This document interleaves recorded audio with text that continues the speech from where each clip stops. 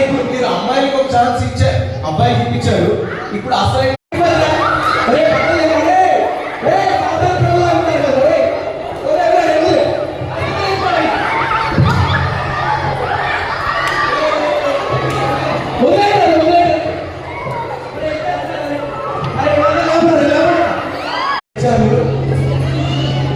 బంగారు రోడ్డు చూసారా?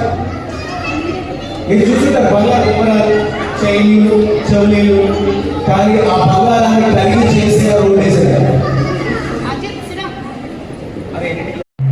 ఎప్పుడైనా మీరు నరకం ఎక్స్పీరియన్స్ చేశారా? చెప్పండి చదువు కదా. నేను చేశాను. చెప్పండి ఎలా?